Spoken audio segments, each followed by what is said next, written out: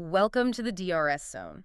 And if you think preseason testing is just, cars going around in circles collecting data, you need to wake up. Oh, yeah. Because what we just witnessed on day 4 in Bahrain wasn't a test session. It was a statement of intent, written in burning rubber and carbon fiber. It just feels different today, doesn't it? The sandbags they're starting to slip off. You can see genuine anxiety in some garages and just absolute terrifying confidence in others. We are days away from Australia. There's no more hiding. None. Exactly. So we've gathered the telemetry, the paddock rumors, all the updated technical regulations to build this deep dive. And our mission today is simple. Separate the glory runs from the real race pace and figure out who is actually ready for Melbourne. Because right now, George Russell and Mercedes have dropped the hammer. They really have. They've sent a message that should terrify the rest of the grid. Meanwhile, Aston Martin, they look like they're drowning in a sea of red flags and hydraulic leaks. It's a tale of two extremes, really. One team has just mastered the regulations, and the other is fighting for survival. And that's before we even get into the political warfare happening behind the scenes with the engine rules. So welcome to the DRS zone. We aren't just watching the race here. We live the data. Let's jump straight into the deep end. The Silver Arrows. Mercedes. George Russell tops the charts. A 1.33.459. But looking at the splits, you're telling me the headline isn't actually that lap time. No, not at all. The headline is the mileage and the consistency. The 1.33.459 is a glamour run, sure. It looks good on social media. It looks great, makes the sponsors happy. But look at the data underneath. Between Russell and his rookie teammate, Kimi Antonelli, they logged 145 laps today. That is bulletproof reliability. Wow. But specifically, I want you to look at the long run Russell did on the C2 tire. Okay, let's unpack that for a second. When we say C2, we're talking about the harder compound tire, right? Yeah. The white-walled one. Exactly. And in Bahrain, the asphalt is incredibly abrasive. It just eats tires for breakfast. The C2 is a harder, more durable rubber. It's usually slower, but you need it for the race. Okay. Russell did a 9-lap stint on those tires, and he was punching in times in the 1.36.5 range consistently. Contextualize that for me. Is 1.36.5, is that good? It's not just good, it's demoralizing. I mean, to put that in perspective for you, there are teams in the midfield right now who are dreaming of doing those times in qualifying trim on the C4 or C5 softs, the sticky rubber. And Mercedes is doing it on race run. On hard tires with a heavy fuel load. It's consistent, it's fast, and frankly, it's scary for anyone not wearing a silver shirt. And this isn't even the same car we saw a few days ago, is it? They brought a serious upgrade package. Massive toys. This is a significant aero package. We're talking new side pods with a much tighter profile to accelerate airflow to the rear, a new engine cover, a new floor, a new front wing. Yeah. Antonelli spent the morning basically validating it, driving at constant speeds, checking cooling and fit. And by the afternoon, Russell was just pounding the track. Yeah. The car looks planted, there's no bouncing, no hesitation on turn-in. It's a beast. But their speed isn't just about aerodynamics, is it? There was a massive decision made today in the frantic world of F1 politics regarding the Mercedes engine. And I have to say this right now. This segment is part of our news coverage of recent F1 events. Right. This is the engine compression saga we've been tracking. It is. The FIA finally made a ruling. Now, to simplify a very complex issue, Mercedes found a gray area. It's all about how they measured the compression ratio of the engine. And for the non-engineers listening, the compression ratio is essentially how much the piston squeezes the fuel-air mixture before it ignites. Higher compression, generally more power. More power, more efficiency. But there's a limit set by the rules. Yeah. And the debate was, do you measure that ratio at ambient temperature, whatever the air is in the garage? Or do you measure it when the engine is heated up to race temp? Because metal expands when it gets hot. Exactly. Yeah. If you measure it ambient, the metal parts are contracted, so the volume looks different than it does when you're flying down the straight. Mercedes argued for the ambient measurement. The FIA debated it, and the verdict. Mercedes won. They won the battle that matters right now. The FIA ruled that the current measuring method using ambient temperature stays in place until August 1st, 2026. Wait, August, that's the summer break. That is 13 races. For 13 Grand Prix, Mercedes does not have to change a thing. They keep their advantage. After August 1st, the rule changes, and compression will be measured at a heated 130 degrees Celsius. Yeah. But until then. They're legal, and they're fast. That is a massive political victory. They basically bought themselves half a season of a distinct engine mapping advantage while everyone else was hoping they'd be clipped. Yeah. It's huge. That is classic F1 championship behavior. Okay, so Mercedes is flying, but they aren't alone at the top. Let's look at the challengers. McLaren. Oscar Piastri was right there, P2, literally milliseconds behind Russell, a 1.33.469. McLaren is fascinating. They're playing a very different game. Yes, the lap time is there, but look at the speed trap figures, the top speed at the end of the straight. Right. Mercedes is hitting 336 kilometers per hour. McLaren, they're struggling to break 320. That sounds like a big problem. Are they just too draggy? Is the car like a parachute? No, I don't think so. I think they're sandbagging. Sandbagging meaning deliberately going slow to hide their true performance. Precisely. You don't set purple sectors, the fastest splits and the twisty bits while having a top speed that low unless you're doing two things. Running massive downforce, which grips in corners but slows you on straights. And deliberately turning the engine down. Exactly. They are lifting off the throttle early or running a low engine mode. They are hiding their true power. And that should worry the opposition because if they turn that engine up to match Mercedes' top speed, they might just disappear. That is a dangerous game of poker. Now let's talk about the team in red, Ferrari. They brought something that looks like it belongs in a time machine. The wall diffuser. This is aggressive engineering. I love it.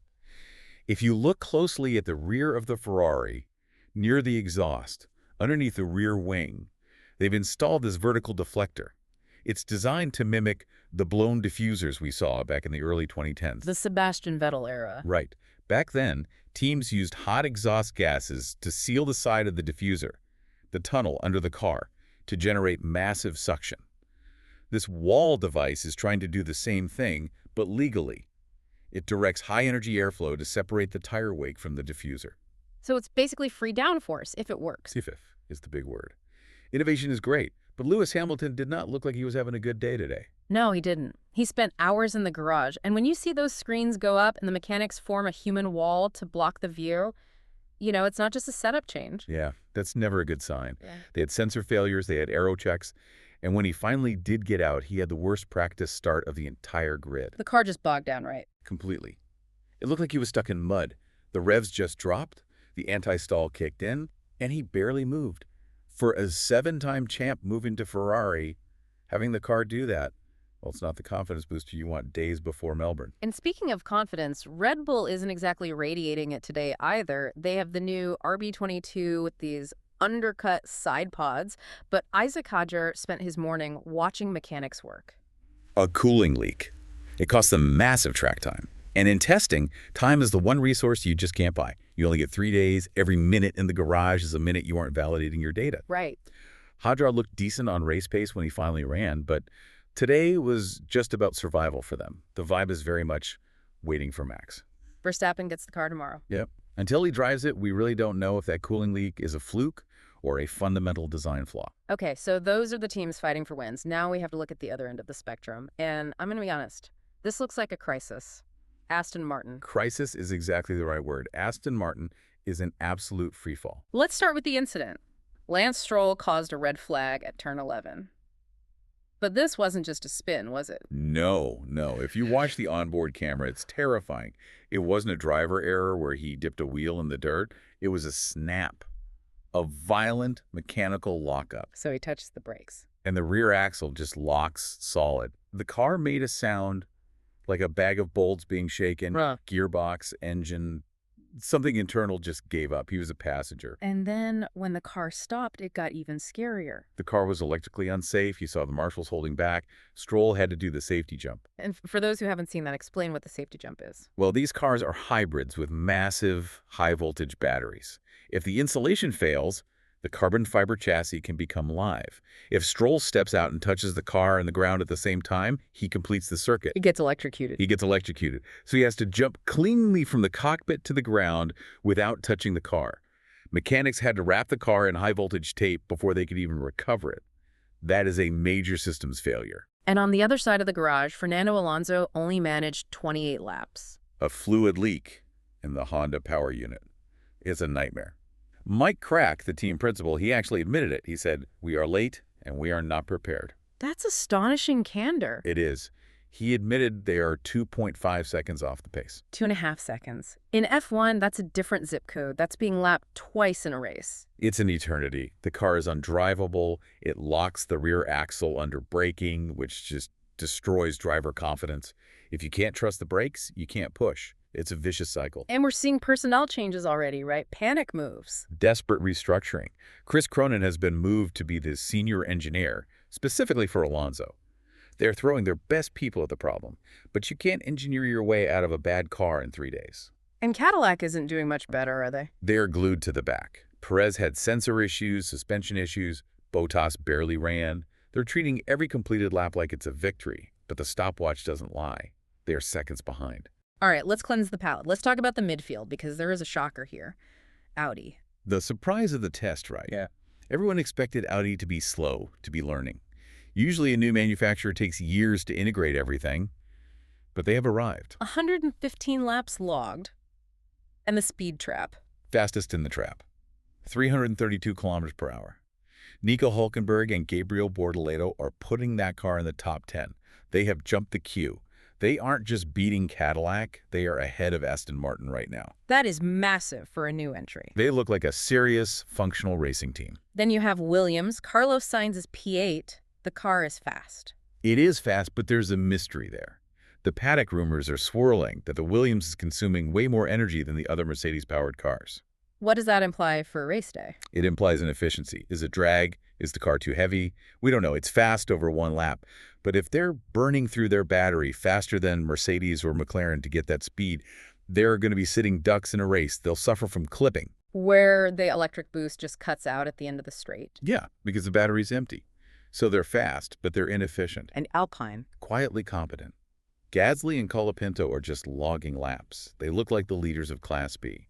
They aren't threatening Ferrari, but they are solidly ahead of all the chaos behind them.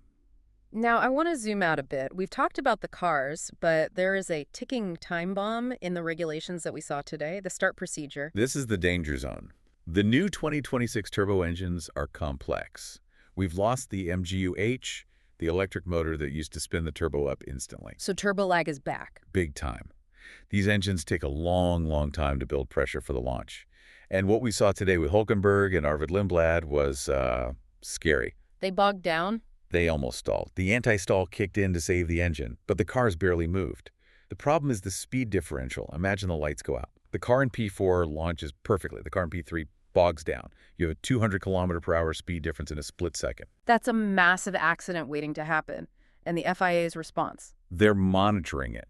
No rule change yet. They are basically hoping the teams figure out the software mapping by Australia. Hoping is not a safety strategy. If we have a parking lot on the start line in Melbourne, that is going to be a disaster. It's a huge risk. And you have to remember, round 2 is China. And China is a sprint weekend. Oh, I forgot about that. So they have only 1 hour's practice. 1 hour. 60 minutes to set up these incredibly complex energy systems, figure out the turbo lag, and then go racing. If your simulation data is wrong, you don't have time to fix it. The prediction right now is total chaos. So what does this all mean? Let's summarize. Okay. Mercedes has the pace, and crucially, thanks to that ruling, they had the legality. They're the team to beat. Ferrari has the innovation with that diffuser, but they have gremlins. And Aston Martin's fighting for its life. Pretty much. And we haven't even seen the softest tires yet. That's the thing. We have 2 days left. We haven't seen the C4 or C5 tires properly. If Mercedes is doing these 1.36s on hard tires, what happens when they actually push? What happens when they bolt on the softs and turn the engine up to strat mode 2? That is a terrifying thought for the rest of the grid. And for Aston Martin fans? Yeah. Look, I don't want to be the bearer of bad news, but you have to ask yourself, is the season over before it even started? When you are 2.5 seconds off in testing, you weren't looking for podiums. You're looking for a miracle. Well, we will be here to track every millisecond of that search. Don't miss a beat of this season. We are analyzing everything. Follow DRS Zone right now on TikTok, Instagram, and YouTube. Smash that subscribe button because the data doesn't lie, and neither do we. Get ready. Australia is coming. We'll see you tomorrow for day 5. Keep pushing.